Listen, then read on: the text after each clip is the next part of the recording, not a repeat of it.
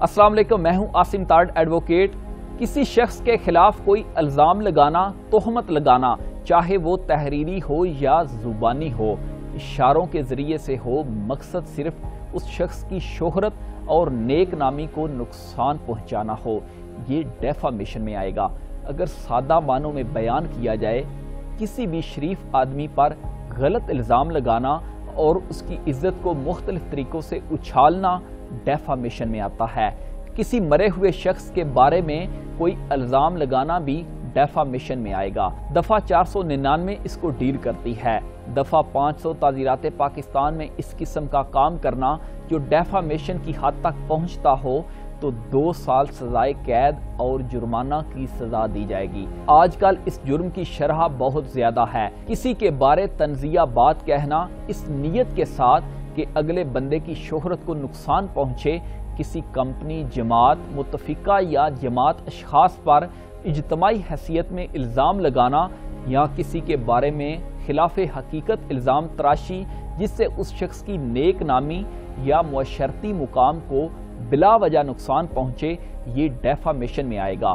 تاہم 10 ایسی صورتیں ہیں جن کی موجودگی میں ڈیفامیشن کا جرم ثابت نہیں ہوتا۔ نمبر 1، اگر الزام سچا ہو تو یہ ڈیفامیشن نہیں ہے۔ نمبر 2، اگر کسی شخص کے بارے حکام بالا کے پاس نیک نیتی سے کوئی شکایت کی جائے تو یہ ڈیفامیشن میں نہیں آئے گا۔ نمبر 3، اگر ایسا الزام عوام کے مفاد کے لیے لگایا جائے تو یہ ڈیفامیشن نہیں۔ مثلا جس طرح ابھی کرونا تھا، اگر کوئی عوام کو آگاہ کرتا ہے کہ فلاں کو کرونا ہے تو یہ ڈیفامیشن میں نہیں آتا، کیونکہ یہ عوام کی فلاح کے لیے سب کو آگاہ کیا گیا ہے تاکہ متاثرہ شخص سے کسی اور کو بیماری نہ لگے۔ نمبر 4، اگر کوئی الزام کسی شخص کی یا ذاتی اغراض کی حفاظت یا مفاد عامہ کی خاطر نیک نیتی سے لگایا گیا تو یہ ڈیفامیشن نہیں ہے۔ نمبر 5، کسی عمل کی اچھائی یا برائی کرنا ایسا عمل ہے جو عمل کرنے والے نے خلائق عامہ پر چھوڑ دیا ہو، ڈیفامیشن کی تعریف میں نہیں آتا۔ نمبر 6، دیوانی فوجداری مقدمات میں کسی شخص کی نسبت گواہان کی شہادت دینا یا نیک نیتی سے کسی شخص کے بارے میں کسی رائے کا اظہار کرنا ڈیفامیشن میں نہیں آتا۔ نمبر 7، عدالتی کارروائی یا صحیح الفاظ میں اس کی رپورٹنگ کرنا ڈیفامیشن میں نہیں آتا۔ نمبر 8، ایک ایسا شخص جو دوسرے پر اقتدار رکھتا ہو اپنے ماتحت بندے کو ڈانٹے تو یہ بھی ڈیفامیشن میں نہیں آتا۔ نمبر 9، کسی مفاد عامہ سے متعلق یا ایسے معاملے سے متعلق جو خلائق عامہ ہو یا کسی شخص کے بارے نیک نیتی سے کوئی رائے ظاہر کرنا ڈیفامیشن نہیں ہے۔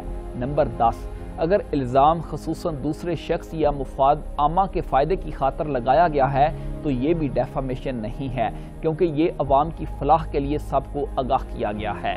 تحریری اور زبانی ڈیفامیشن میں اگر فرق بیان کیا جائے، تحریری ڈیفامیشن کا تعلق بصارت سے ہوتا ہے جبکہ زبانی ڈیفامیشن کا تعلق سماعت سے ہے۔ نمبر 2، تحریری ڈیفامیشن کے بارے میں قیاس ہے کہ وہ تحریر میں ہونے کی وجہ سے دوسروں کے علم میں آ چکا ہے جبکہ زبانی میں ثابت کرنا ضروری ہے۔ نمبر 3، تحریری ڈیفامیشن فوجداری اور دیوانی دونوں قسم کا فعل بے جا ہے، کینہ کا پایا جانا لازمی ہے، جبکہ زبانی ڈیفامیشن صرف دیوانی نوعیت کا فعل بے جا ہے، کینہ کا ہونا ضروری نہ ہے۔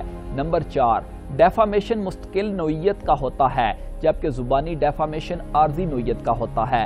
نمبر 5، تحریری ڈیفامیشن میں ثبوت کی ضرورت نہیں ہوتی، تحریر خود ثبوت ہے جبکہ زبانی ڈیفامیشن میں ثبوت کی ضرورت ہوتی ہے۔ نمبر 6، تحریری ڈیفامیشن میں واقعتاً نقصان کا ہونا ضروری نہیں جبکہ زبانی ڈیفامیشن میں ضروری ہے۔ اجازت دیجیے، اللہ حافظ۔